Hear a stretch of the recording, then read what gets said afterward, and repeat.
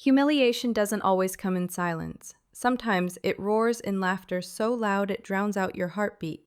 That night, under the glaring lights of the community hall, my cousin didn't just embarrass me, she tried to erase me. The memory still feels like a brand against my skin. The hall was dressed in decorations meant for celebration, balloons, streamers, and a banner congratulating our aunt and uncle on their anniversary. Yet for me, it became the stage of my public crucifixion. The air was warm with chatter and the clinking of glasses, but when my cousin tapped her spoon against a glass, the room went silent with expectation. I thought she was about to toast the couple, maybe share something sentimental, but when she spoke my name, every eye in the room turned toward me like a firing squad taking aim. The light felt harsher then, illuminating me as if I were the guilty one standing trial, though I didn't even know the charges yet. She began with sweetness, a tone laced with false nostalgia, reminding everyone how close we'd been as children. Her words painted pictures of sleepovers, shared secrets, and summers spent side by side. But each sentence carried an undercurrent I couldn't place until it was too late. Then, like the flip of a switch, her voice hardened. "I hate to say this," she told the crowd, "but family deserves the truth." Her eyes locked on me as if daring me to run. In that moment, I understood she wasn't telling a story. She was building a stage for my humiliation. Shame struck first. My face burned as her words poured out, accusations delivered in a tone that mimicked concern but sliced like knives. She called me selfish, accused me of betrayal, and suggested I had been lying to the very people standing in that room. She dressed her lies in the clothing of half-truths, weaving together moments from my past and distorting them until they resembled crimes. Gasps rippled through the audience, and then came the first laugh, sharp and cruel, echoing like a gunshot. Each whisper that followed felt like a nail hammering into my chest. Shame doesn't just redden your cheeks. It makes you want to crawl out of your own skin. And I stood there, frozen, while the crowd devoured her words. Then came an steady and dangerous. I wanted to scream, to tear down her lies word by word, but I knew the trap she had set. If I lashed out, I'd look defensive, guilty even. If I cried, I'd look weak.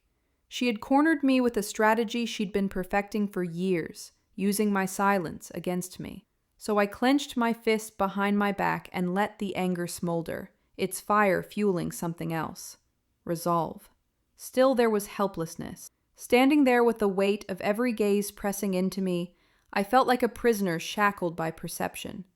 My own voice, the truth itself, seemed powerless against her performance.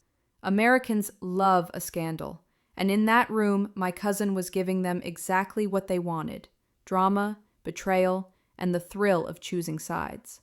I saw heads nodding, eyes narrowing, and I realized I was being tried in a court where evidence didn't matter, only entertainment did. My silence was my only shield, but it felt paper thin. And then, just as despair threatened to drown me, something shifted. Suspense crept in. Not about her words, but about what I held in secret. She thought she was burying me, but all I could think about was the envelope hidden away at home, the email waiting quietly on my phone. Her speech was dramatic, yes, but it was also reckless. She was gambling everything on the assumption that no one could touch her, that her narrative was unbreakable. But I knew something she didn't. Sometimes blood ties aren't what they seem. Sometimes DNA tells a story that no lie can overwrite. Then came her so-called finale, the shocking blow she believed would shatter me completely. She hinted at a secret I'd been hiding, implying I had betrayed someone close to me. The crowd gasped, as though her words carried divine authority. My chest tightened, my breath caught, and for one sickening moment, I thought I might collapse under the weight of it all. But then the shock shifted inward, because in her desperation to annihilate me, she had revealed her hand too clearly. She wasn't just attacking me, she was deflecting. She wasn't exposing truth, she was running from it. And that realization steadied me in a way nothing else could. Vindication didn't roar, it whispered. It reminded me of the sterile cotton swabs, the shallow triumph of scoring points in a public argument, but the deeper triumph of knowing time was on my side. Truth doesn't need applause. It just needs patience. I stood there, outwardly calm, inwardly resolved, and let her finish her grand performance. My cousin believed she had won, but she had only set the stage for her own destruction. She didn't know that while she was basking in the glow of her false victory, I was holding on to something far more powerful than her lies. DNA doesn't lie, and soon, the very science she mocked without knowing it would expose her for who she truly was. Her laughter echoed in the hall that night, but it wouldn't last. The next time she faced this family, the only sound she would hear was her own silence. People always said we were inseparable, until envy turned my cousin into my shadow and my enemy. After the chaos of that night in the community hall, my mind couldn't help but rewind the years, searching for the exact moment when love between cousins had turned into a war neither of us admitted existed. You don't get humiliated in public by someone you trust without wondering how the foundation cracked in the first place. The truth is, it hadn't happened all at once. No, it had been a slow poisoning. A drop of bitterness here, a spark of envy there, until the bond we once cherished had been replaced with something darker. When we were children, we were closer than sisters. Our mothers dressed us alike, down to the matching bows in our hair, and we clung to each other at every family gathering as though the rest of the world were too big to face alone. I can still picture us in the backyard, barefoot in the grass, our laughter carrying across the summer air as we shared popsicles and secrets. At sleepovers, we'd stay up whispering under the covers about our dreams, hers to be a singer, mine to be a writer. And we swore that no matter what happened, we'd always be on each other's side. People used to smile at us and say, "Look at them, they're inseparable." And I believed it. I believed it with the kind of blind devotion only children are capable of. But time has a way of revealing the cracks that laughter can hide. Somewhere between middle school and high school, I noticed little changes in her. At first, they seemed harmless. If I wore a new shirt, she it from me because she didn't have anything nice to wear. They were small digs, wrapped in humor, so nobody else noticed the bite beneath the laugh. But I noticed. Each jab left a mark, though I told myself not to take it personally.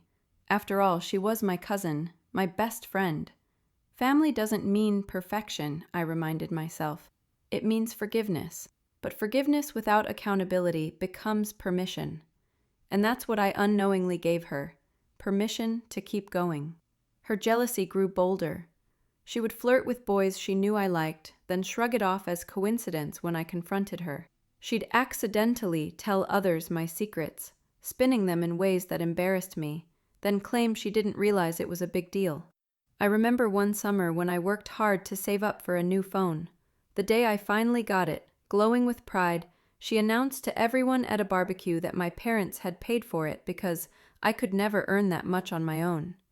It was a lie, but in the moment I swallowed my anger because calling her out felt like breaking our unspoken pact of loyalty. Shame became a familiar companion. Every time she belittled me, I felt that hot flush of humiliation, the sting of being exposed in front of others, even when I had nothing to be ashamed of. Her behavior wasn't just playful teasing. It was calculated to cut me down, to make sure she always stood taller in comparison. And yet, I clung to the love I felt for her, hoping it was just a phase, that she'd grow out of it. Looking back, I realized I was carrying the weight of both our relationship and her insecurities, and it was crushing me slowly. Injustice brewed beneath the surface. I gave her the benefit of the doubt, again and again, while she chipped away at my reputation piece by piece. She'd smile sweetly at me in private, then turn around and mock me to others when I wasn't there. I wanted to believe she still loved me, that somewhere beneath her envy was the cousin who had once braided my hair and promised we'd grow old together. But the evidence piled up, undeniable, and each act of betrayal left me with a choice: confront her and risk losing her, or stay silent and lose myself. Too often, I chose silence. Of course, silence didn't erase my anger. Anger began to live inside me like a permanent guest, waiting for Playing innocent, at twisting situations so I looked oversensitive. I started questioning myself, wondering if maybe I was the problem, if maybe I was imagining the venom in her words. Gaslighting works like that. It makes you doubt your own reality until you feel trapped in someone else's version of the truth. But even in the depths of helplessness, suspense lingered. Because deep down, I knew the story wasn't finished. Something in my gut whispered that my cousin's obsession with me wasn't just about jealousy. It was about something bigger, something she was hiding beneath all her bravado. I began noticing the way her smile faltered when family secrets came up in conversation, the way she bristled at certain topics, the way her competitiveness crossed into desperation. She wasn't just trying to be better than me. She was trying to erase me. And people don't go to such extremes without a reason. The first real shock came when I caught her in the act of betrayal. It wasn't a small dig or a whispered rumor this time. It was bigger. I had confided in her about something deeply personal, trusting her as I always had, believing that despite everything, she would protect my vulnerability. But instead, I overheard her retelling my secret to a group of our friends, twisting it into something ugly and untrue, painting me as deceitful. The words hit me like ice water, each syllable proving that the cousin I loved was gone, replaced by someone I barely recognized. That was the moment the veil lifted. I couldn't pretend anymore. Shock gave way to the first flicker of vindication. Because while I felt gutted, I also felt clarity. She wasn't making mistakes, she was making choices. Choices that revealed who she truly was. For years I had carried her envy like a burden, excusing it as immaturity or insecurity. But in that moment, I saw her clearly for the first time. The shame she tried to force onto me was actually hers. Her actions screamed of desperation, of someone trying to cover up their own cracks by highlighting mine. And I realized something vital. She could only hurt me if I kept letting her. I imagined what her shame would look like if the spotlight ever turned back on her. The confident smile cracking, the false innocence stripped away, the audience beginning. That single act would unravel everything, leading me straight to the secret she had worked her entire life to bury. I used to think betrayal came from strangers, until the day my cousin's smile betrayed me. Looking back now, it almost feels naive how blind I was to the cracks that had been forming for years. The childhood closeness, the teenage rivalry, the whispered betrayals I brushed off, they had all been warning signs. But there's always a moment, a single day, when the truth refuses to be ignored any longer. For me, that day came not with a knife in my back, but with whispers in the hallways and eyes that refused to meet mine. It wasn't just a single betrayal. It was the kind of wound that reshapes your entire sense of safety. And it all began with a rumor my cousin planted so carefully, so deliberately, that it spread like wildfire before I even knew what had been set ablaze. It happened when I was in high school, though the damage carried well beyond those years. At the time, I had worked hard to build a reputation as someone trustworthy, reliable, and kind. I wasn't perfect, but people respected me. Teachers counted on me, friends leaned on me, and even when life wasn't easy, I held my head high. That's why the rumor hit like a sucker punch. It was crafted to attack the very foundation of who I was. My cousin whispered that I had cheated my way to grades, that my success wasn't earned, that everything people admired about me was built on dishonesty. At first, I didn't believe anyone would take her seriously, but words have a way of slipping into cracks and spreading, especially when people are eager to believe something scandalous. The first sign was subtle. A friend who used to wave enthusiastically at me in the morning suddenly offered only a stiff nod. Another friend avoided sitting next to me at lunch. Teachers who once smiled warmly now regarded me with a trace of suspicion, their compliments replaced with curt acknowledgments. It was death by 1,000 cuts, each small change in behavior slicing away at the trust I had once taken for granted. By the end of that week, I felt like I was walking through a minefield where every glance could be an accusation.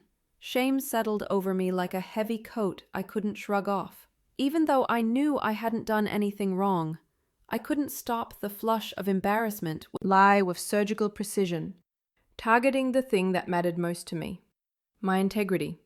She knew how much I valued being dependable, being someone others could count on, and she decided to poison that image. Not because she had proof, but because she wanted to see me fall. The unfairness of it gnawed at me. I wanted to scream, to demand that people remember who I really was, to force them to see the truth. But injustice is cruel. It strips away your voice, even as it amplifies the lie. Anger swelled inside me, raw and uncontrollable. I couldn't believe she had gone that far. Competing with me over clothes or attention was one thing, but this was something else entirely. This wasn't jealousy anymore, it was sabotage. She wanted to ruin me, plain and simple. I remember standing in the bathroom between classes, gripping the sink so hard my knuckles turned white, staring at my reflection as though the girl in the mirror had answers. My face burned, my eyes brimmed with tears I refused to let fall, and deep in my chest was a rage that threatened to consume me. But anger without proof is a dangerous weapon. You end up hurting yourself more than the person you aim at. And so came helplessness. I couldn't confront her without sounding paranoid, and I couldn't stop the rumor without drawing more attention to it. The more I tried to defend myself, the more it seemed like I was guilty. That's the trap of lies. Once they're spoken, they take on a life of their own, and every move you make is twisted as evidence. I felt like I was drowning in quicksand. Every attempt to fight back only dragged me deeper. I withdrew, kept my head down, and tried to ride it out. But inside, I was crumbling. Yet in that darkness, suspense began to grow. Because deep down, I started noticing things. Small details, subtle clues, that suggested the rumor wasn't just careless gossip, but a calculated strike. I remembered overhearing my cousin talking on the phone, her voice too loud, too cheerful, bragging about something finally working. I remembered the way she watched me when people whispered, her eyes glinting with satisfaction. And most of all, I remembered her smile. Not the warm smile from our childhood, but a new one, sharp, knowing, triumphant. It was a smile that betrayed her, the kind of smile you can't fake when you're enjoying someone else's downfall. The shock hit me fully the day I caught her smile. That single moment, the denial I had clung to shattered. This wasn't a misunderstanding. This wasn't insecurity. This was intentional. She had chosen to hurt me, and she was proud of it. That moment, as painful as it was, also planted the seed of vindication.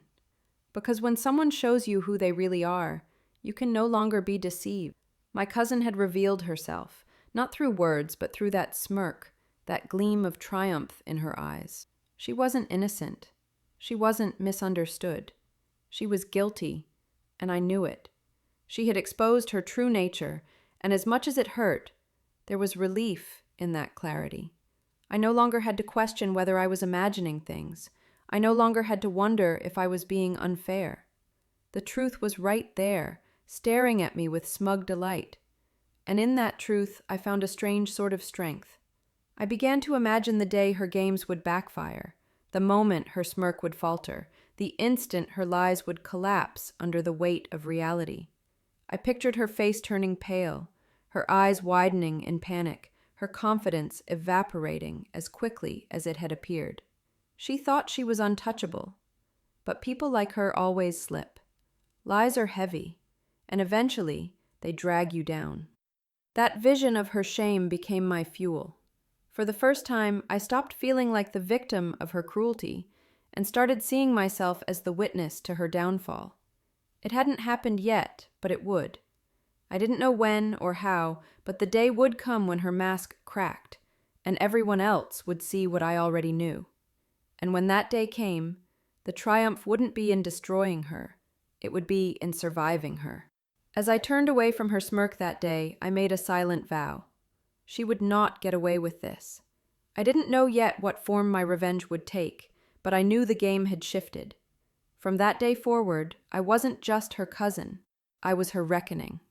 When lies are told often enough, they start to feel like truth, unless someone fights back.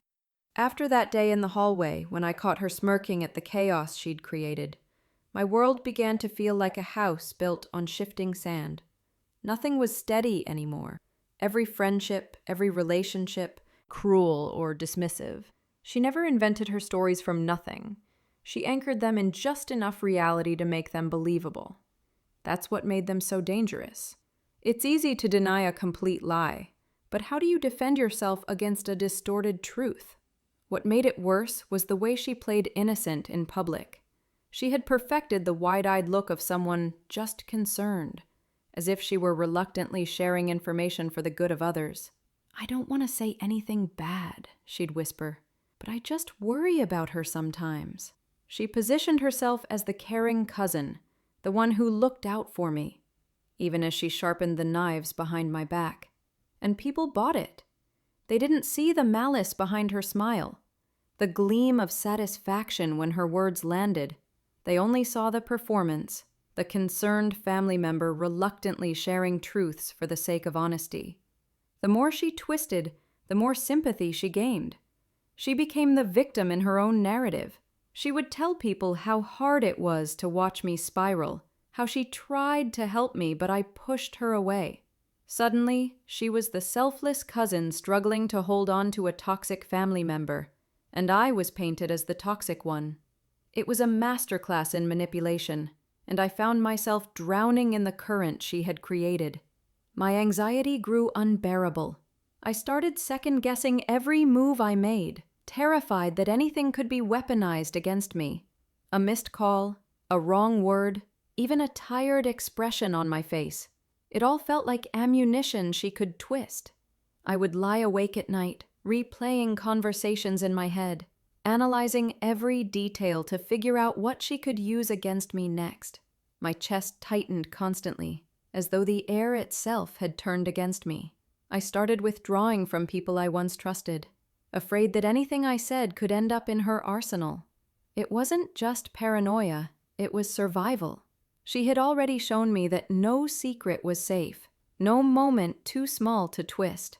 My cousin had turned my life into her stage, and every choice I made became part of her script.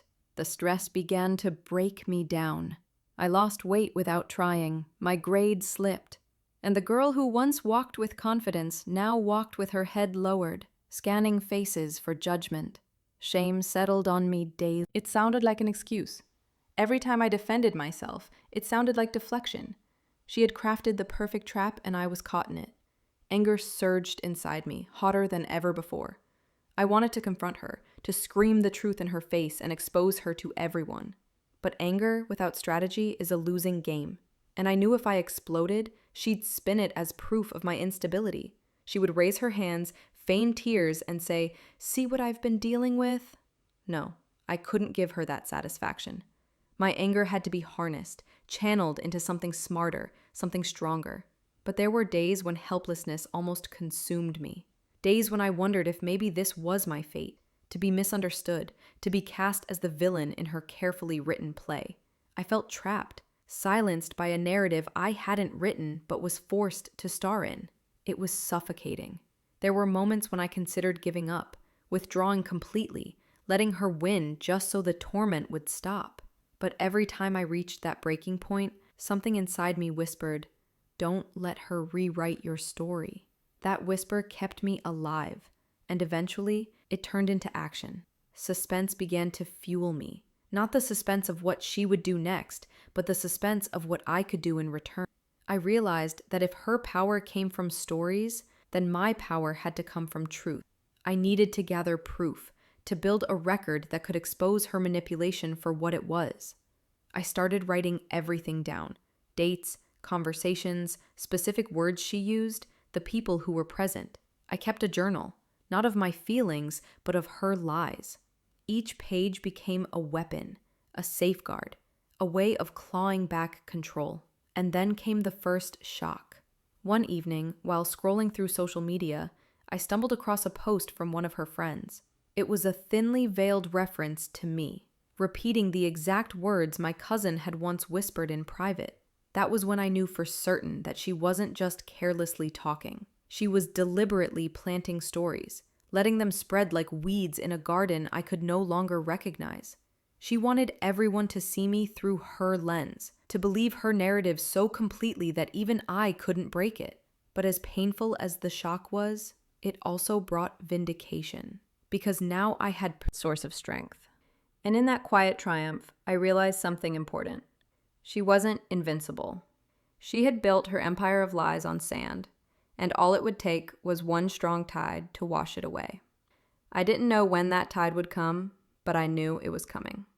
That night, at a family event, I didn't have to wait long.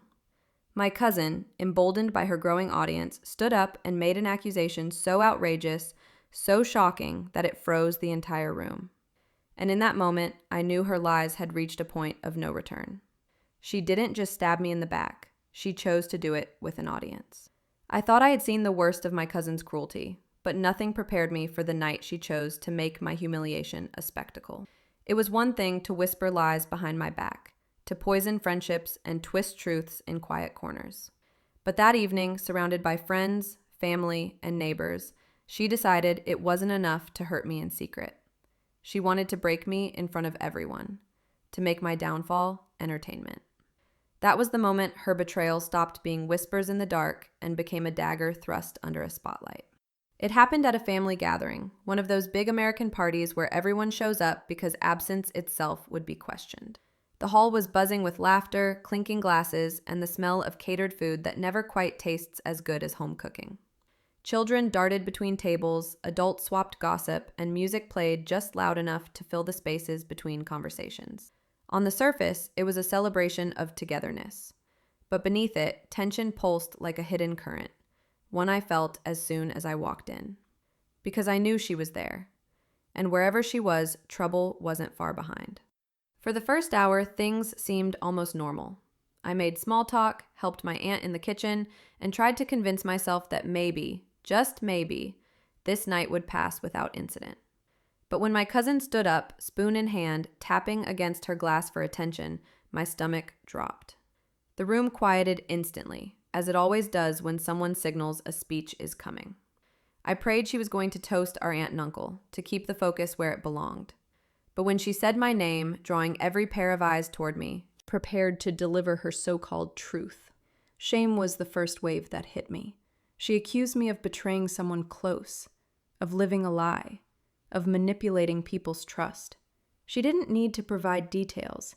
The implication alone was enough to set tongues wagging. I felt the heat rush to my face, my pulse pounding so loudly in my ears I could barely hear the rest of her words. All I could see were the faces around me. Family members I had laughed with, neighbors who had known me since childhood, friends I trusted, all staring at me with a mix of curiosity, judgment, and disbelief.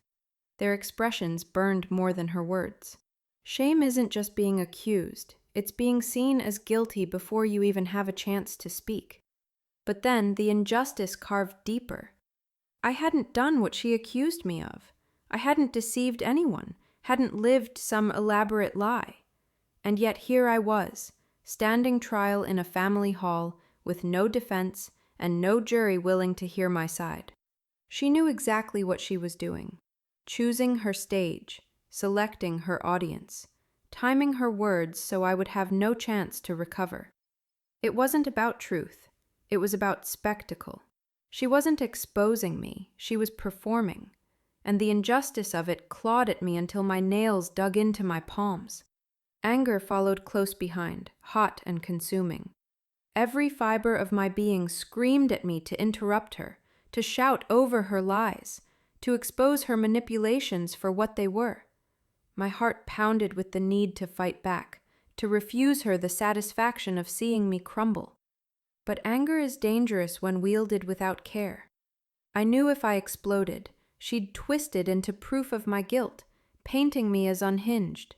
She wanted me to lose control. That was her endgame. So I clenched my jaw, swallowed my fury, and let her words wash over me like acid.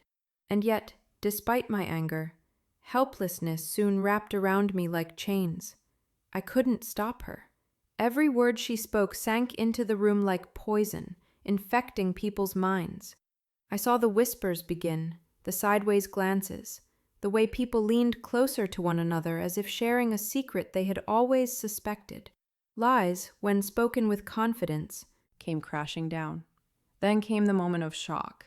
Her words, already outrageous, escalated to something I could never have imagined. She claimed I had betrayed not just strangers, but family, suggesting that I had carried secrets so devastating they would break hearts if revealed.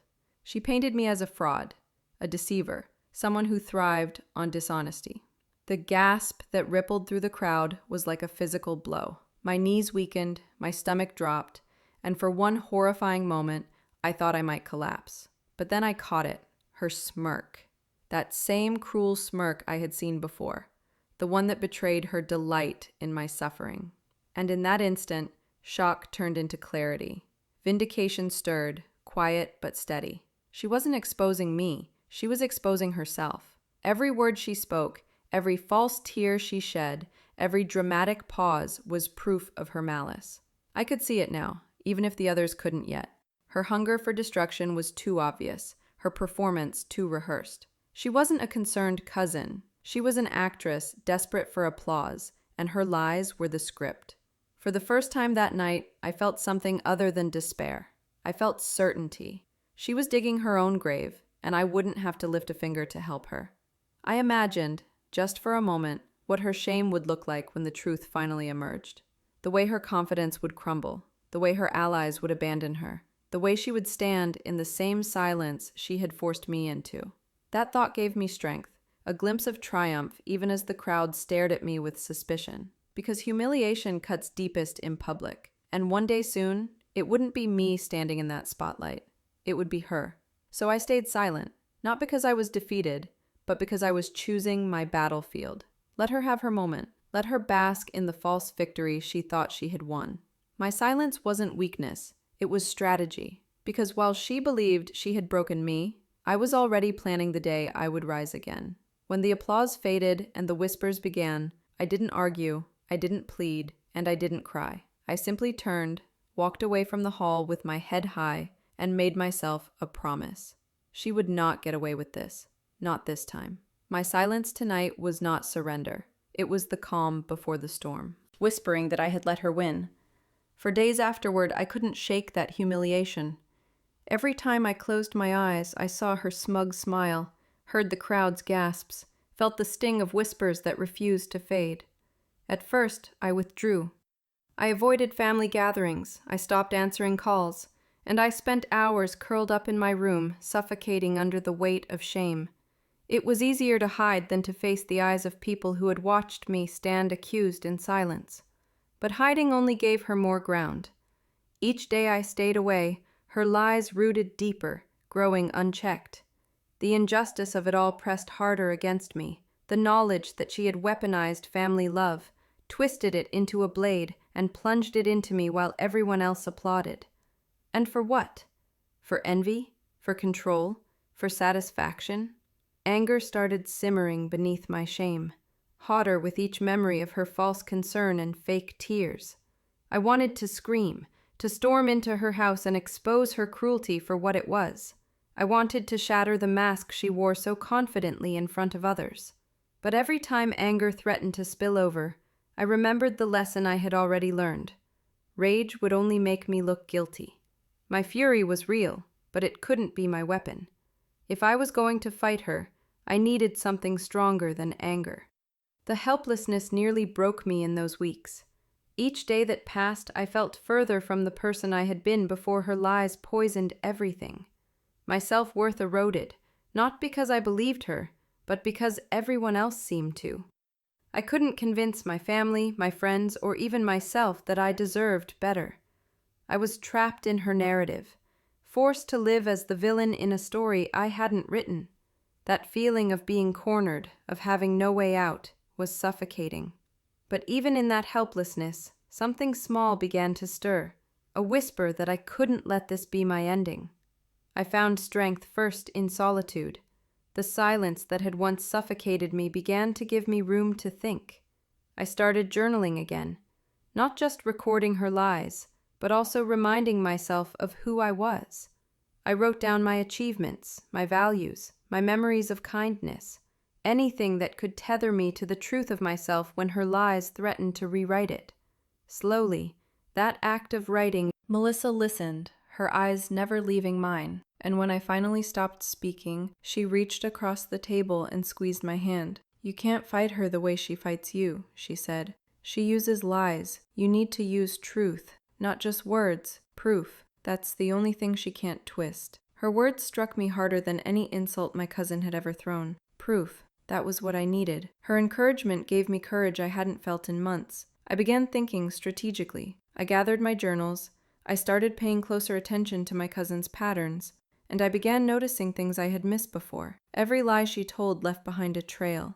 Every manipulation had cracks. And the more I looked, the more I realized something strange. She wasn't just trying to bring me down.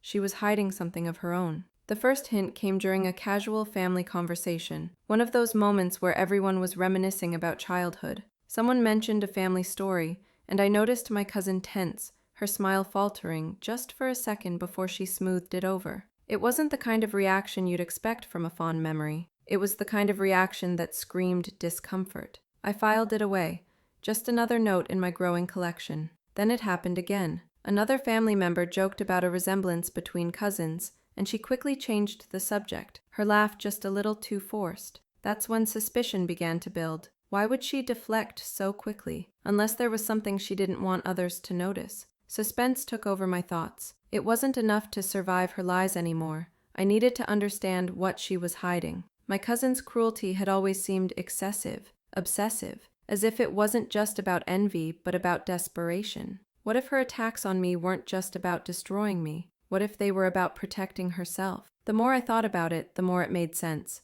People don't burn others unless they're trying to cover up their own smoke. Then came the shock, the moment everything clicked. One evening, I was sorting through old family photos when I noticed something peculiar. Pictures of us as kids lined the album, but in some of them there was a disconnect. Family resemblances that should have been there weren't. She looked different in subtle but undeniable ways. I remembered offhand comments from relatives, whispers about old scandals I'd never paid attention to. Suddenly, all of it began to form a pattern I couldn't ignore. Jealousy. It was camouflage. And if I could uncover that secret, I could unravel everything. Vindication surged in me like a tide.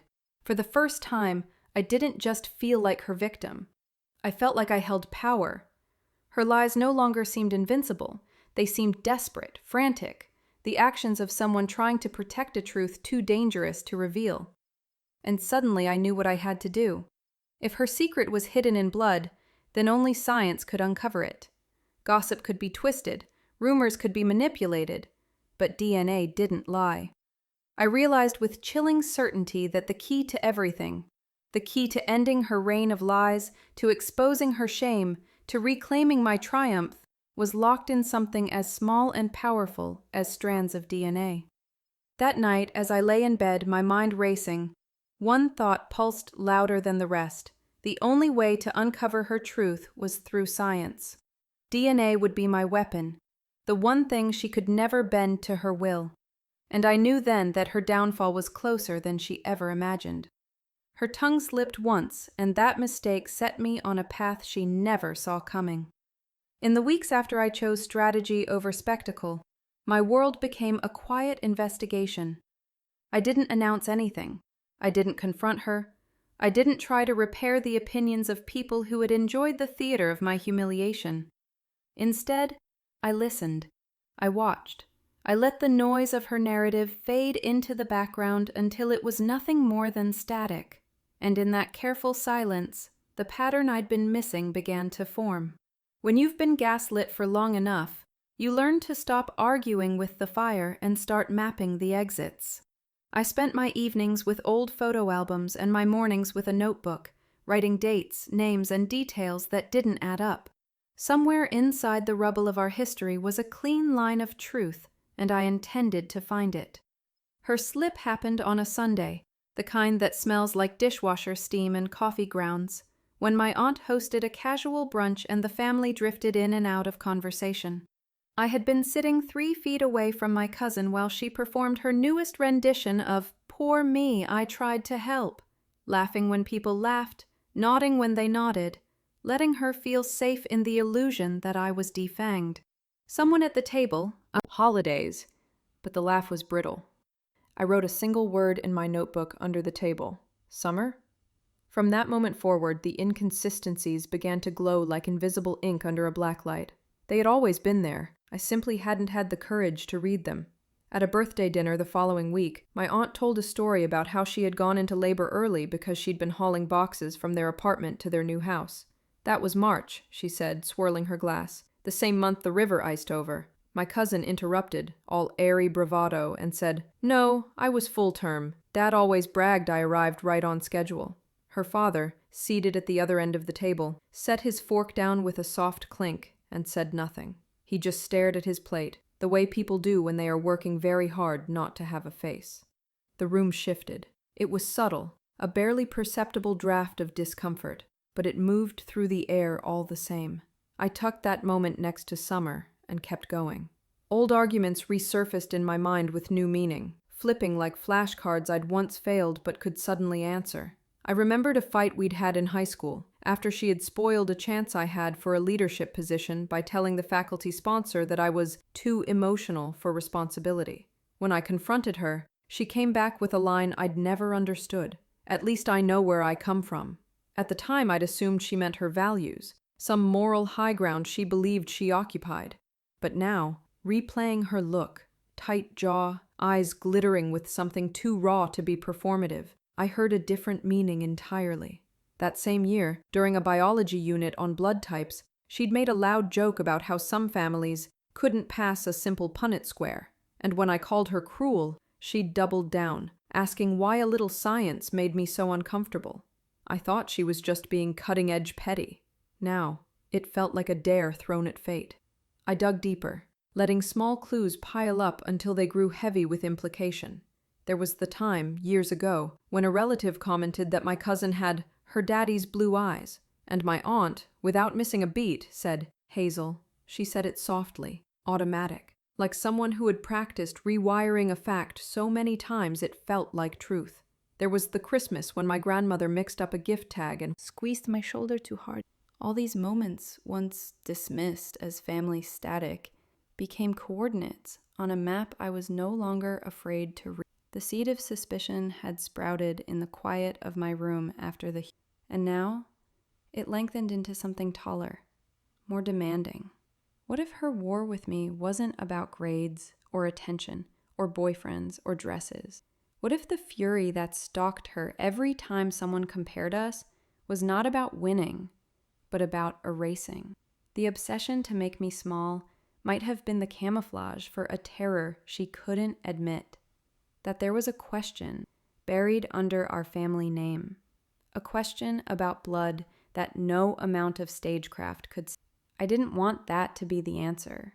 It felt cruel to imagine a person building an entire identity on a secret she couldn't control. But cruelty doesn't erase truth, and the truth did not care how I wanted the story to end. Shame tried to creep in, a relic of the training she'd given me to feel responsible for her storms. What kind of person pokes around in someone else's origins? What kind of cousin follows rumors of blizzards and birth months as if they were clues to a crime? But then I remembered her face, triumphant under the community hall lights, and I let the shame pass through me like a cold wind. I had swallowed enough false guilt to last a lifetime. The injustice of her campaign, the public accusations, the targeted smears, the relentless rebranding of my kindness as cunning, rose in me like a tide. If she was willing to stand in front of our family and rip my character to shreds, I was allowed to look for the root of her rage. Justice isn't spite, it's balance. I wasn't digging to hurt her, I was digging to stop the hurt. Anger still lived in me, but I had learned how to keep it in a sheath. I didn't let it slash indiscriminately. I sharpened it into observation. I noticed the way my aunt's stories shifted depending on who she told them to, and how quickly my cousin shushed people who tried to compare. Life had been built on an unstable foundation, and knocking on it could collapse more than just her pride. It could break hearts that hadn't harmed me. That thought almost stopped me. But then I remembered her public thrill at my pain, the vocation she'd made of dismantling me, and I understood that she had already broken something in me without blinking. The scale was already unbalanced. Suspense began to take over the helplessness. It wasn't just if anymore, it was how. How had the story been changed? Who had changed it? What were the stakes, and who else knew? Family gatherings became quietly electrified for me. Every casual story an interrogation. Every slip of a pronoun a headline. I sat in living rooms and watched cheeks tighten, watched hands still on the arms of chairs when certain months or names were mentioned. I asked questions with neutral voices, eyes soft, and I let the answers pour into the notebook I kept in my tote. I started to feel like a detective in my own bloodline, not looking for a villain, but for a version of the truth that could finally explain the strange violence of my cousin's obsession with my ruin. Then came the shock I couldn't unsee. It arrived in a shoebox, the kind all grandmothers keep, the archive of a life documented in paper and film. After dinner one night, while washing dishes shoulder to shoulder with my grandmother, I asked if I could sort through old photos for a project. She lit up the way elders do when the past has an audience, and shuffled to the hall closet. We sat at the table, the photos fanned between us, and she told stories soft as honey. That's when I found it. A hospital Polaroid with the date stamped in corner ink, a nurse's arm visible, a bouquet of carnations on the bedside table, and my aunt looking tired and oddly guarded. The date wasn't winter. It wasn't even close. On the back, in my grandmother's tidy script, our summer surprise. I swallowed hard and kept flipping. Another glossy print showed a man, not my uncle, holding a pink bundle with a look of astonishment that didn't match any story I'd ever been told. He wore a visitor badge from a hospital 2 counties over, the logo peeking from beneath his hand. When I asked Grandma who he was, she squinted, smiled like at an old song, and said, "Oh, that was an old friend of your aunt's. He helped with the ride." I sighed. And there had been a long silence, one of those silences that doesn't feel like an absence of sound, but like a presence with its own weight. I thought about medical forms, blood types, and the jokey high school lab where everyone compared theirs. I remembered my cousin's sudden disinterest that day, how she turned in a blank chart with a laugh and said she hated blood, even though she loved every other chance to be at the center of a thing. Seen individually, none of these moments would prove anything, but together, they hummed like a wire ready to spark. Vindication rose, not as gloating, but as alignment, puzzle pieces clicking into place with the satisfying inevitability of gravity. I wasn't hunting ghosts. I was finally seeing the shape of a truth I had been trained to ignore. My cousin's rage toward me wasn't merely about rivalry. It was about proximity. Something about me, my face, my presence, my claim to belonging, threatened the story that secured her. If blood was the question, then I was the problem she couldn't solve by making me small. No wonder she had tried to erase me in public. When a lie feels endangered, it learns to bite. I imagined, for the first time, her shame. Not the petty shame of being caught gossiping, but the existential shame of seeing a story unraveled that you had stapled your identity to. I almost pitied her. Almost. But pity didn't erase the harm she had done, or the choice she had made to trade my dignity for her security. If there was going to be any triumph in this, it wouldn't be in watching her collapse. It would be in finally stepping out from under the shadow she had cast and reclaiming my name with something no stage could compete with. Fact. There was only one way to get it. Gossip had walked me to the door. Photographs had placed my hand on the knob, and dates had turned it halfway. The only thing that could open it fully was science. Cold, unbending, indifferent to stories and the people who spin them. DNA does not negotiate. It doesn't take sides. It doesn't care who cried the loudest at a family party or who performed the most convincing monologue. It placed a simple choice in front of me. Remain inside the fog, or step into clarity and accept whatever the light revealed. I wrestled with it for 2 more nights. Place the order. Whatever my cousin thought she had cemented with whispers, I was about to challenge with science, because from this moment on, the only story I would accept was the one written in our DNA. Families like to bury secrets, but skeletons always claw their way to the surface. After ordering the DNA kit, I couldn't simply sit back and wait for science to deliver its verdict. My curiosity had already been ignited, and once that fire starts burning, it's nearly impossible to smother. Every detail I had collected, every slip of the tongue, every look exchanged between relatives, suddenly it all felt like part of a bigger puzzle.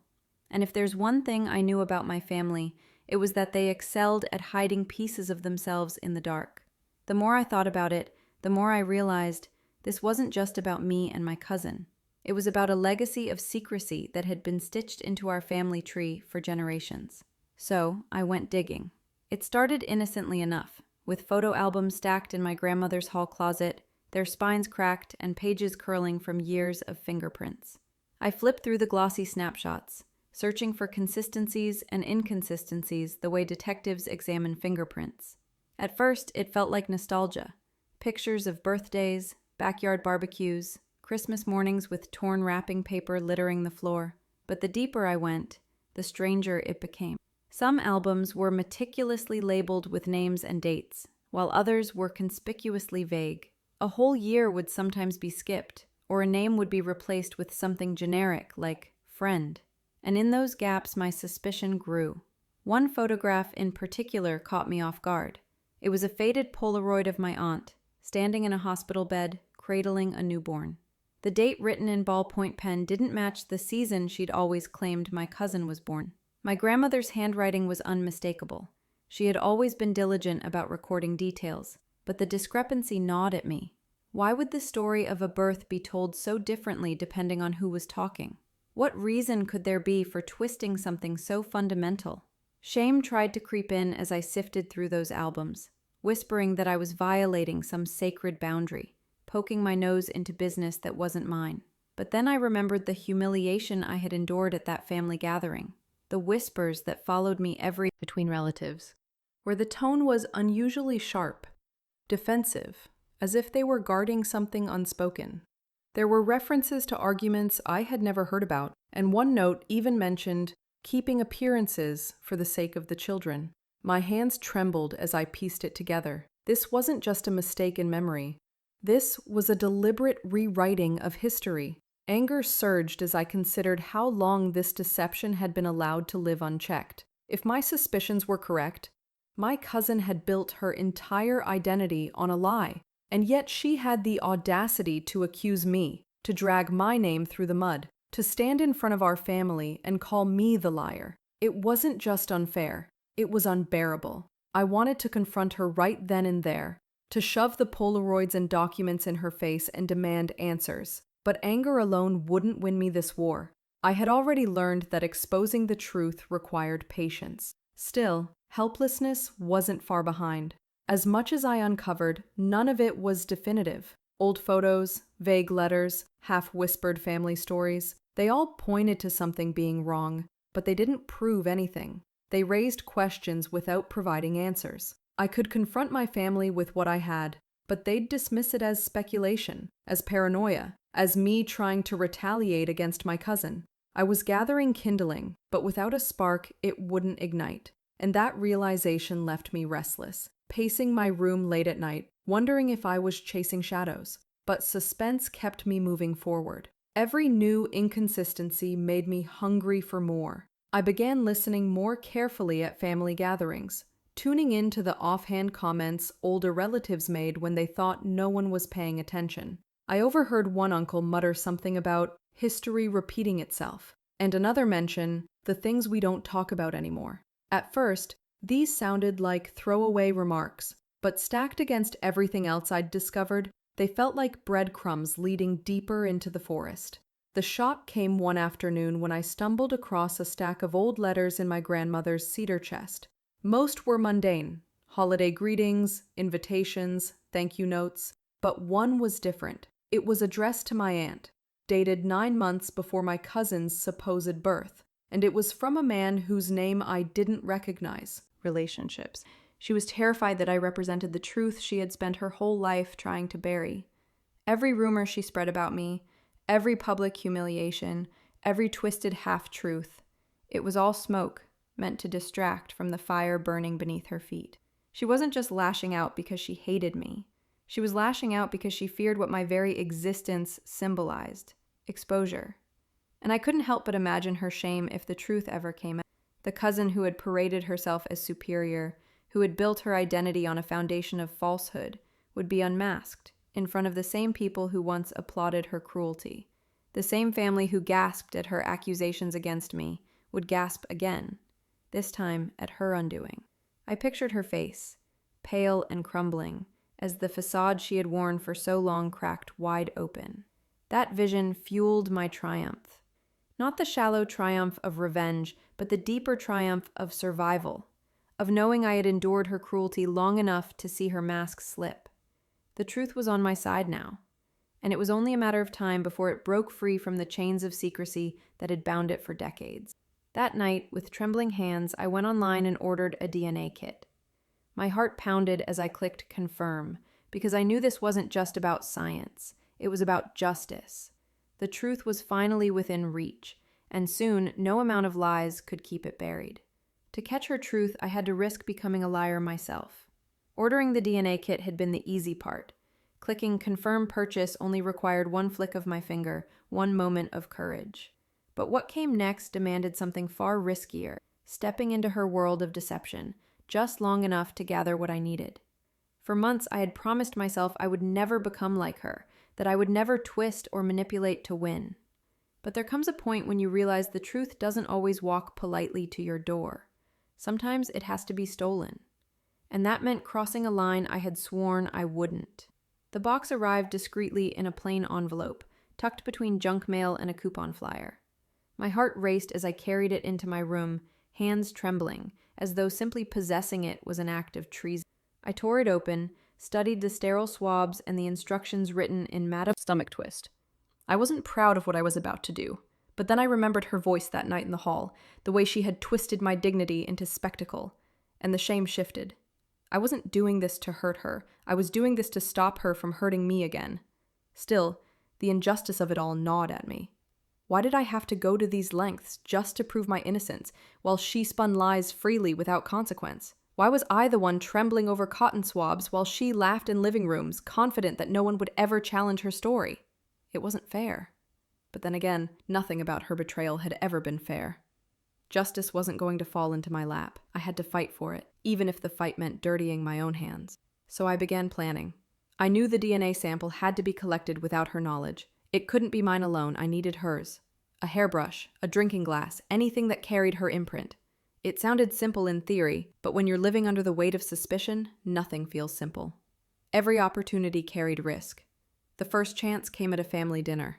The room smelled of roast chicken and buttered rolls, the sound of conversation rising and falling like background music. My cousin sat across from me, sipping soda from a clear glass, the condensation sliding down its sides. My eyes kept darting to it, my pulse drumming in my ears. When she set it down and excused herself to the restroom, I felt my body move before my brain caught up. I reached for the glass, wrapping it quickly in a napkin, my heart pounding so hard I thought everyone could hear it. But just as I began to slide it toward my lap, her voice rang out. She was coming back. Panic flooded me. I shoved the glass back into its place and straightened, trying to steady my breath. She sat down, glanced at me, and smirked. Did she know? Or was it paranoia twisting her smile into something more sinister? Either way, I knew that attempt had failed. Anger crackled inside me. I hated how much power she had over me, even in her absence. I hated that I had become a thief in my own family, sneaking glances at glasses and utensils like some criminal. And yet, I couldn't stop. The truth was worth the risk. My next attempt came a week later at her house. She had invited a few relatives over for coffee, and I went along, feigning normalcy. As the evening wound down, I noticed her hairbrush sitting on, though it had never existed. Almost, I managed, forcing my voice steady. She didn't press, but when I opened the door, she was standing there, arms folded, studying me with eyes too sharp. She said nothing, but her silence felt like a warning. Helplessness wrapped around me again that night as I lay awake replaying the near miss. What if she suspected me already? What if I was in over my head? What if the truth wasn't worth the risk? But even as doubt gnawed at me, suspense pulled me forward. I couldn't stop now. I was too close. Finally, the chance came unexpectedly. at another family gathering. She had been drinking water from a bottle, leaving it on the table when she went to greet someone at the door. My pulse quickened as I reached for it, sliding it into my bag with one smooth motion. No interruptions this time, no close calls, just quiet triumph as the plastic crinkled against the lining of my purse. I excused myself shortly after, muttering something about an early morning, and walked to my car with the bottle pressed against me like treasure. Shock coursed through me when I sealed the sample inside the kit, labeling it carefully, my fingers trembling as though I held the fuse to an explosive. I couldn't believe what I had done. Me, the cousin she had always painted as the naive one, the soft one, the weak one. I had stolen her DNA. And as guilty as it made me feel, I couldn't deny the rush of vindication. For once, I had outplayed her. Mailing it off felt like sending a piece of myself away. I stood in line at the post office, the envelope tucked beneath my arm, my palms damp. When it was finally my turn, I slid it across the counter, and the clerk barely glanced at it before tossing it into a bin. Just like that, months of fear and suspicion were out of my hands.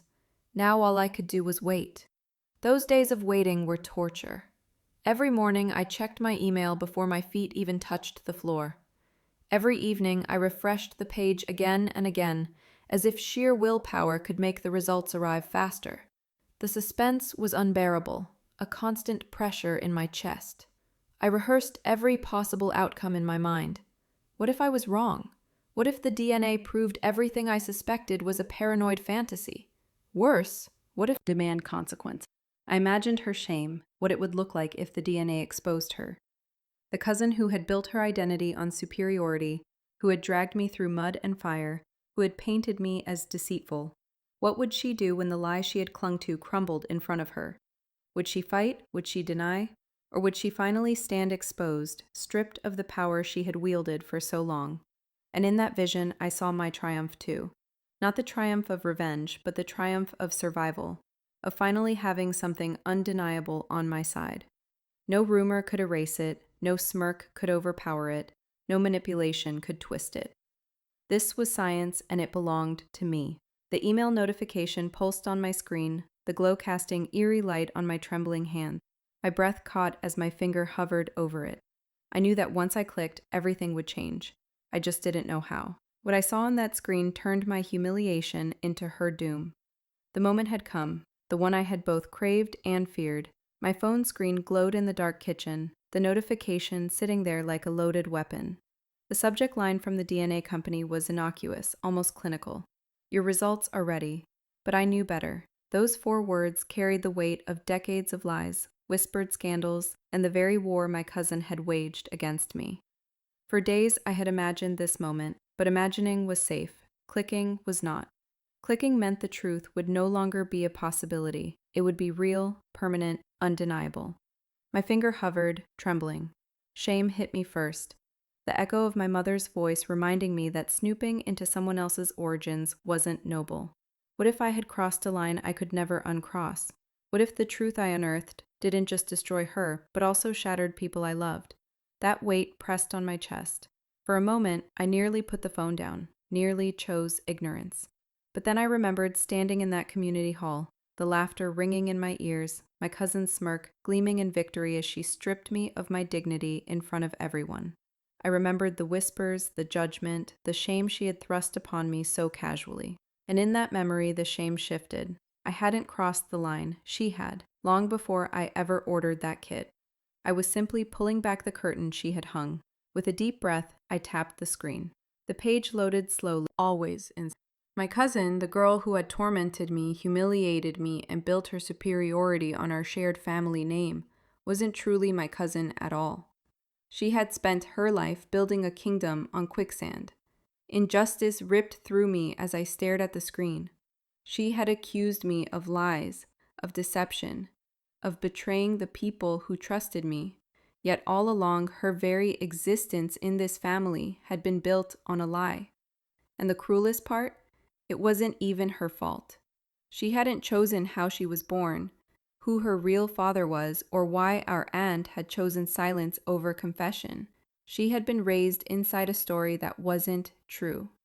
But instead of protecting herself quietly, she had made me her enemy. She had projected her shame onto me, scapegoating me for the things she couldn't face in herself. That was the true injustice. She had destroyed me to keep the spotlight off her own secret. Anger surged, fierce and consuming. Not at the results themselves, but at the way she had handled them. She must have known, at least on some level. Her rage toward me, her obsession with humiliating me. It suddenly made sense. I was the mirror she couldn't bear to look into, and instead of facing her reflection, she had smashed mine. My hands trembled as I thought about every lie she had told, every rumor she had spread, every moment she had stood tall while I was forced to shrink. She had known, and she had still chosen cruelty. But even as anger burned, helplessness crept in. What was I supposed to do with this information? DNA doesn't come with a manual for consequences. Should I confront her? Should I tell the family? Should I stay silent and let her continue her reign of lies? Every option carried risk.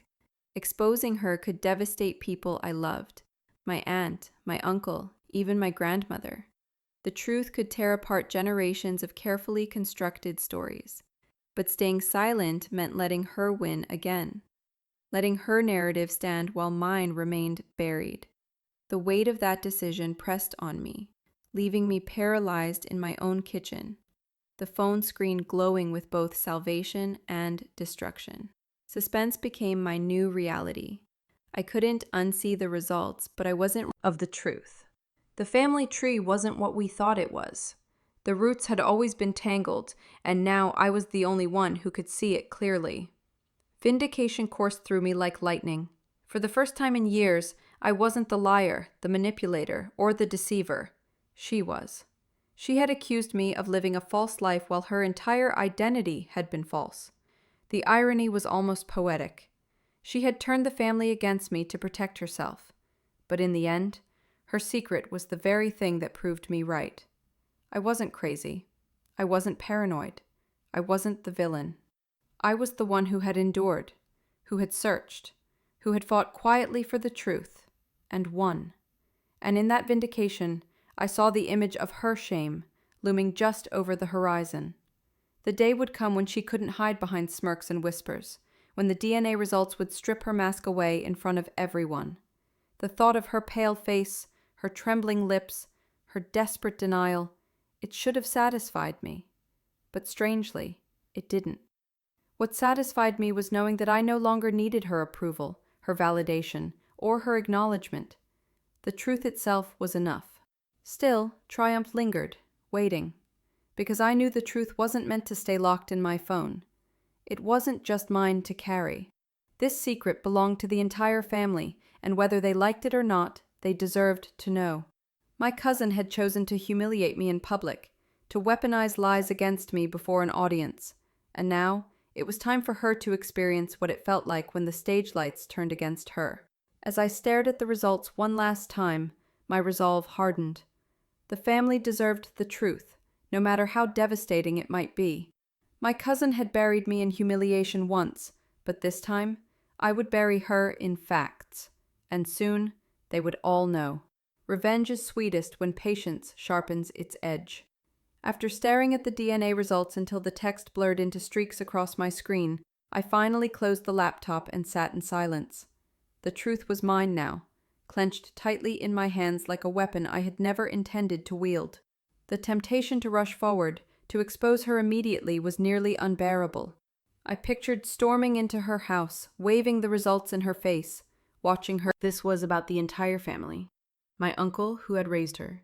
My grandmother, who had kept records so meticulously, yet never spoken a word. My mother, who had probably suspected something, but never said it aloud. Exposing the truth meant shattering them too. For days I wrestled with that shame, wondering if silence would be the kinder path. But each time the memory of her voice in that hall echoed louder. The accusations, the smirk, the gleeful cruelty. She hadn't spared me a thought when she chose humiliation as her weapon. Why should I spare her now? The injustice of it all weighed heavily on me. I had been forced to carry the burden of her lies, to live under suspicion, to be branded as deceitful, while she strutted freely with the applause of others. And yet, I was the one hesitating, worried about collateral damage. She had never hesitated. She had never thought twice about the scars she left on me. My hesitation wasn't nobility, it was conditioning. For years, she had trained me to take the blame, to feel guilty even when I was the victim. Not anymore. This time, justice demanded a voice. Anger fueled my resolve. It wasn't the wild, uncontrolled anger I had once felt, the kind that burned me from the inside out. No. This was quieter, sharper, honed like a blade. I was done swallowing her poison. I was done being silenced by her performance. The anger now gave me clarity. This wasn't just about me reclaiming my dignity. It was about cutting through years of deceit, about making sure she could never again stand in front of a crowd and smear me without consequence. If she wanted a stage, I would give her one. But this time, the script wouldn't be hers. Still, helplessness visited me in the late hours of the night. What if they didn't believe me? What if I stood in front of the family, DNA results in hand, and they still sided with her? She was the actress, after all. She knew how to cry on cue, how to clutch her chest and say, "How could you believe her over me?" The thought of being dismissed again, of being painted as cruel or vindictive, nearly paralyzed me. I imagined the gasps, the accusations turning back on me. Why would you do this? Why would you tear us apart? The words cut as sharply as hers had once cut me. I hadn't decided which version of me would show up when the time came, but I knew the time was coming. Shock came in the form of her intuition. My cousin had always been sharp, and it didn't take long for her to sense a shift in me. Maybe it was the way I stopped shrinking in her presence, the way I no longer reacted to her digs, or the calm smile I wore when she tried to bait me. One evening, at a casual family dinner, she leaned in close and whispered, "You've been quiet lately. What are you plotting?" Her tone was playful, but her eyes were too watchful. My heart pounded, but I met her gaze evenly and said nothing. She smirked, but there was a flicker of unease there, a tiny crack in her confidence. She didn't know what I had, but she could feel it, and that made her nervous. Vindication pulsed through me every time I saw that flicker. For years, I had been the one walking on eggshells, waiting for her next attack. Now she was the one scanning my face for clues, sensing the storm gathering but unable to stop it. For once, the balance of power had shifted. I didn't need to defend myself anymore. I simply needed to wait. The truth was patient. The truth was permanent. And soon, the truth would be public. I imagined her shame looming like a shadow just ahead. The same family who once gasped at her accusations against me would gasp again, this time at her exposure. The same relatives who applauded her boldness would watch her crumble, her superiority disintegrating in front of them. And this time, there would be no stagecraft to save her, no smirk to shield her, no lie strong enough to withstand the weight of DNA. And finally, triumph glimmered on the horizon. It wasn't here yet. I still had to face the battlefield. But the thought of standing in that room, presenting the results with calm confidence, gave me strength. This wasn't about vengeance anymore. It was about closure, about balance, about finally reclaiming my voice in the very space where she had tried to silence me. So when the invitation for the family reunion arrived, the biggest gathering of the year, the one where no one could hide behind absence, I knew my moment had come. The stage she once used to destroy me would become to my reflection. This ends today. The reunion was held at a sprawling park, the kind with picnic tables lined up beneath wooden shelters, children racing across fields, and the smell of charcoal smoke curling from grills. On the surface, it was the same as every other year, family members hugging, laughing, catching up as if time hadn't passed. But beneath that cheerful noise, I felt the tension thrumming like a drumbeat. She was here, and she was watching me. When I spotted my cousin across the crowd, she wore her usual mask, bright smile, arms wide, voice dripping with warmth as she greeted people. But I noticed the flicker in her eyes when they met mine. She sensed it, the shift in power. She didn't know what I held, but she could feel it pressing against her, invisible but undeniable. And, like clockwork, she did what she always did when she felt cornered. She struck first. It happened just as the family was gathering for announcements. Everyone clustered under the shelter, plates of food in their hands, the air buzzing with chatter. My cousin cleared her throat, tapped her glass with a fork, and raised her voice above the crowd. "Before we dive into dessert," she said sweetly, "I just want to take a moment to say how much I love this family. We're all so close, so honest with each other, except, of course, when some of us think secrets are better than truth." Her eyes slid to me, the smirk curling on her lips. But that's nothing new. The crowd chuckled nervously, shifting their attention toward me, just as she intended. It was her old game, her old performance, and once upon a time it would have worked. Shame pricked at me for a fleeting second, the familiar heat rising in my cheeks as dozens of eyes pinned me in place. But this time, shame didn't linger, because this time, I wasn't defenseless. I stood slowly, setting my plate aside, and the chatter died instantly. All eyes stayed on me as I smoothed the edge of my blouse and let my voice cut through the silence. "You're right," I said evenly. "This family deserves honesty, which is why today is the perfect day to finally tell the truth." Her smirk faltered, just slightly, but enough. Injustice, all the years of it, weighed heavy in my voice as My hands didn't shake. For once, I was calm. Helplessness had haunted me for so long that this moment felt surreal, like breaking through the surface after being held underwater. For years I had been silenced by her manipulations, but now, as I unfolded the papers and let the logo of the DNA company gleam in the sunlight, the silence was hers to bear. The suspense hung heavy as I began to read. "This," I said, my voice steady, "is a DNA report. It proves without question that the man we've all called your father, my uncle, is not your biological father." The crowd erupted.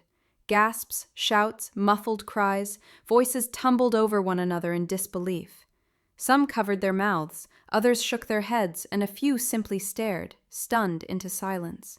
The weight of the revelation slammed into the air like thunder, shaking the ground beneath us. My cousin froze. For the first time, her expression betrayed her. The practiced innocence, the smirk, the faux concern, all of it shattered. Her lips parted, but no sound came out. Her eyes darted around, searching for an escape, but there was none. Shock rippled through the family like a tidal wave. My aunt's fork clattered to the table, her face pale as she clutched the edge of her chair. My uncle's jaw tightened, his knuckles white against his plate. Cousins whispered frantically, while older relatives shook their heads, as though the very foundation of our family had been ripped away. Vindication surged in me, electric and undeniable. For years, she had made me the villain in every story. But now, in front of everyone, the truth stood bare. She wasn't the noble cousin protecting the family. She was the liar, the fraud, the one who had built her power on deception. I no longer had to defend myself. The DNA spoke for me, louder than her rumors ever could. And in that moment, I saw the first crack of her shame. Her cheeks flushed, her breathing quickened, her smirk gone. She opened her mouth, tried to speak, but the words tangled in her throat. For once, she wasn't in control of the narrative. The stage she had owned for so long had turned against her, the spotlight exposing her instead of me. Triumph glimmered at the edges of my mind, not because I had destroyed her, but because I had dropped the truth like a stone into still water, and the ripples had already spread through every heart at that reunion. But while I stood steady, anchored by the DNA results in my hand, she was unraveling before our eyes. At first, she laughed, a high-pitched, brittle sound that rang false even to the children chasing each other in the distance. "This is ridiculous," she snapped, her voice shaking. "She's making this up. She's jealous, as always. She'll do anything to drag me down." Her words were sharp, but they were too rushed, too desperate. The very tone betrayed her. For years, she had mastered control, playing the role of the calm accuser while I was cast as the defensive one. Now the roles had reversed, and she didn't know how to wear the mask. Shame spread across her features like a stain she couldn't scrub away. She tried to stand tall, but her shoulders curled inward. She tried to smirk, but her lips quivered. Her voice grew louder as if volume could replace evidence. "These papers don't mean anything," she shouted, jabbing her finger toward me. "She probably faked them. She's always been manipulative. Don't fall for this." But the injustice of her words didn't land this time.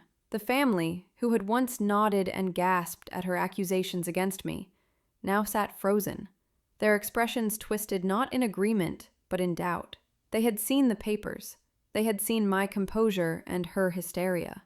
Slowly, they were beginning to recognize what I had always known. She was the liar, not me. Anger boiled in her, and she hurled words like daggers. "You've always hated me.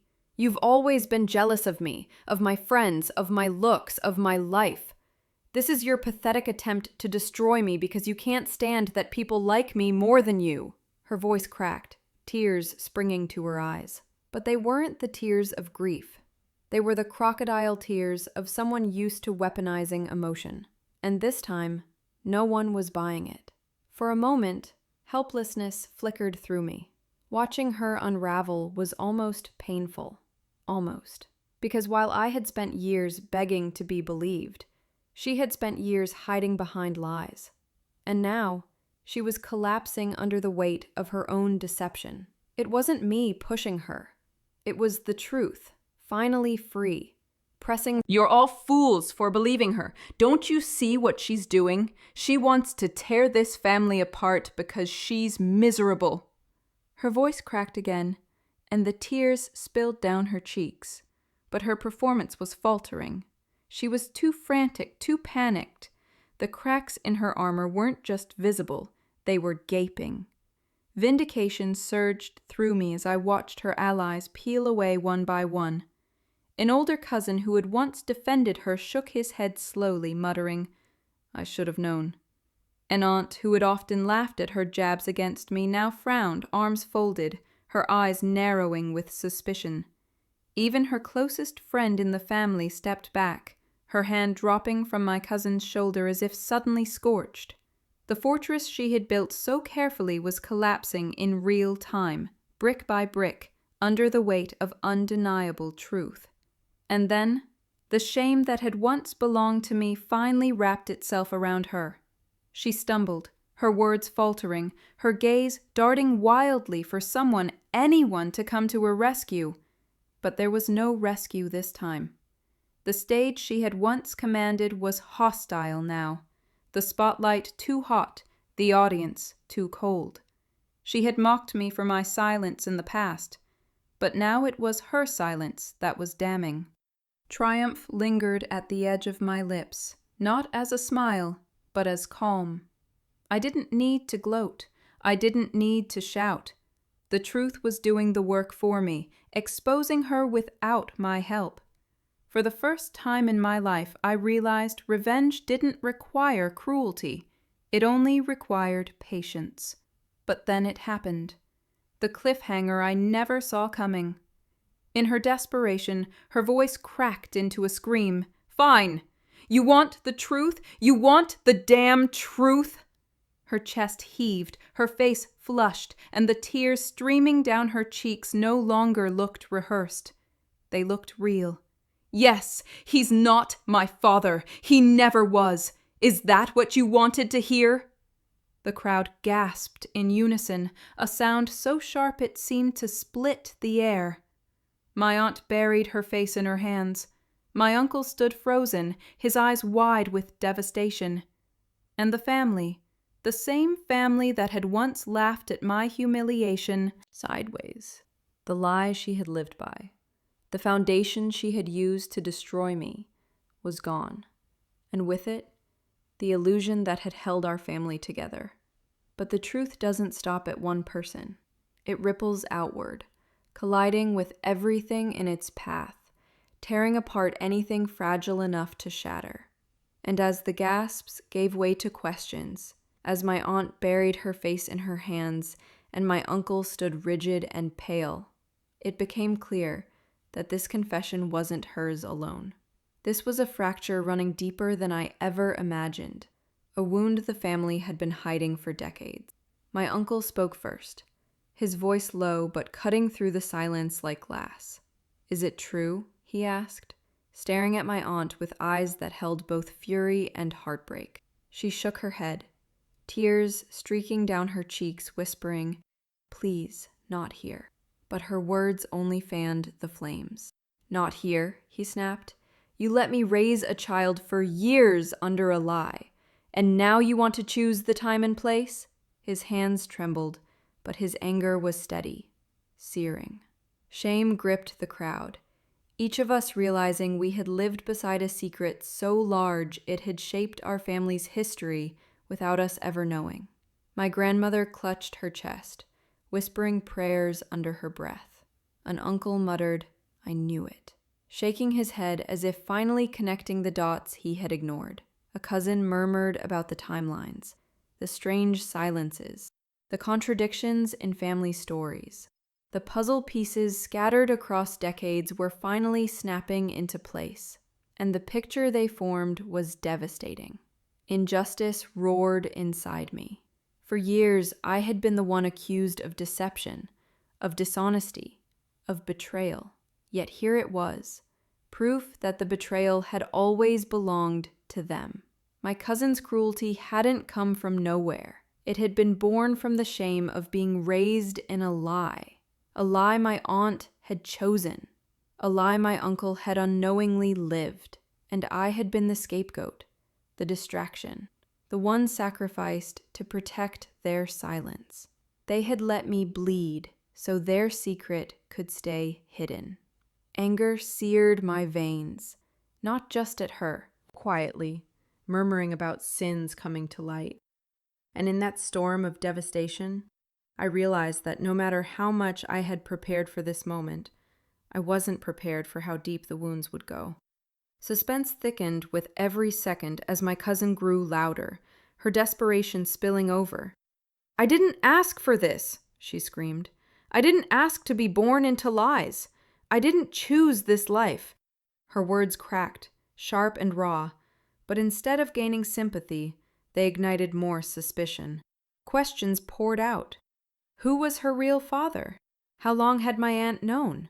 Did my grandmother cover it up too? The storm raged louder, tearing apart the thin fabric of civility that had held us together. The shock came in waves, hitting me harder than I expected. I had uncovered her secret to vindicate myself, but I hadn't anticipated the collateral damage. My cousin wasn't just guilty of cruelty, she was also a victim of her mother's choices. My aunt wasn't just a deceiver, she was a woman who had carried a burden too heavy, making choices that had poisoned generations. And my uncle, my poor uncle, wasn't just betrayed, he was shattered, stripped of his identity as a father in front of everyone he loved. The lie had cut through all of them, not just her. Vindication still lived inside me, fierce and undeniable. I had endured humiliation, whispers, and false accusations, but now the truth was laid bare for all to see. I wasn't the liar. I wasn't the manipulator. I wasn't the deceiver. I was the one who had sought truth when everyone else chose silence. For years, she had thrived on my humiliation, but now the roles were reversed. Her shame was complete, undeniable, written into the very science she could never twist. Her shame filled the air, thick and suffocating. The cousin who had once basked in attention now stood small, shoulders hunched, mascara streaking down her face as she sobbed. Her allies were gone. Her power was gone. She was naked under the spotlight she had once controlled, the mask ripped away, the crowd seeing her for who she truly was. And in that moment, triumph hovered within my reach. Not the triumph of cruelty, not the shallow thrill of revenge, but the triumph of stunned silence. Conversations cut short, hugs replaced with stiff nods, and the laughter that once defined our gatherings swallowed by tension. I stood there, the papers still clutched in my hand, realizing the world I had known, the one where my cousin ruled with lies and I shrank beneath them, was gone forever. And with its end came something I had never truly believed I would feel again: freedom. For years, I had carried shame that didn't belong to me. I had worn it like an anchor, dragging it behind me in every room where her voice echoed louder than mine. But after that night, the shame lifted. It shifted where it belonged, onto her shoulders, onto the lies that had poisoned our family for so long. I wasn't the deceiver. I wasn't the villain. I wasn't the liar. I was the survivor, the truth teller, the one who had endured humiliation only to rise with evidence that couldn't be denied. And yet, even in victory, there was no denying the collateral damage. The family dynamic was forever changed. My uncle, the man I had grown up admiring for his quiet strength, was broken, betrayed by the woman he had trusted most. My aunt lived in a fog of guilt, her eyes avoiding mine whenever we crossed paths, her body shrinking smaller every time someone whispered in her presence. My grandmother, once the keeper of traditions, carried new wrinkles of sorrow etched into her face, burdened by the knowledge that her silence had allowed the lie to fester for decades. The truth had set me free, but it had chained others to grief. That realization stirred a strange mix of emotions in me. Injustice still pulsed faintly, because if they had spoken sooner, if they had confronted the lies before they grew, maybe I wouldn't have been forced to suffer for so long. Maybe I wouldn't have been the target of my cousin's cruelty, the scapegoat for her shame.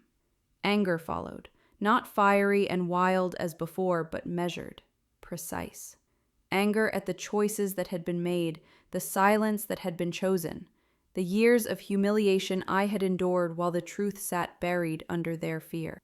But anger gave way to something softer: resilience. Because while their choices lingered in the weeks after the reveal, not because I doubted the outcome, but because I wondered what new form her desperation might take. Would she lash out again? Would she find some way to twist even this, to turn pity into power? But the suspense fizzled when I realized she no longer had an audience. Her stage was gone. Her allies had left her. Her smirk had vanished. She was no longer the actress. She was the cautionary tale. The shock that remained was not hers anymore. It was mine. Because as I sat with the truth, I realized just how deep the lies had run. This wasn't just about one cousin's cruelty or one aunt's affair.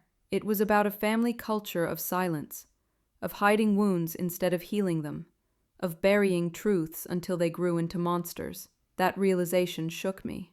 Not because it weakened me, but because it made me vow that I would never live that way. My life would not be defined by shadows and secrets. Vindication became my constant companion. Every time I walked into a room and felt eyes shift toward me, I no longer shrank. I stood taller. Every time someone whispered, I no longer assumed it was about me. I knew the whispers were about her. Every time I remembered that night in the hall, the humiliation that once burned like acid now glowed like fuel, because I knew how the story ended.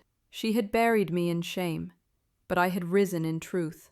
And her shame? It was complete. She no longer strutted into family events with confidence. She no longer smirked when she caught my eye. She arrived late, if at all, sitting quietly in the corner, avoiding questions, avoiding me. Her empire of lies had crumbled, and all that remained was rubble. For years she had made me small. Now she was the one diminished, and there was no satisfaction greater than seeing her stripped of the power she had once wielded so freely. Triumph came not in gloating, but in peace, real peace, the kind that comes when you know justice has spoken, when you no longer have to defend yourself against shadows. I no longer needed her downfall to define my victory, because my victory was already written in the resilience I had built, in the strength I had discovered, in the truth that had carried me through. And so, as I look back now, I circle to where I want to hear from you. If you were in my place, would you have stayed silent or exposed the truth like I did? Drop your thoughts in the comments. I'll be reading every single one. And if this story hit you the way it hit me, don't forget to like the video, subscribe, and hit the bell icon, because I've got more stories you won't want to miss. Let's keep this conversation going.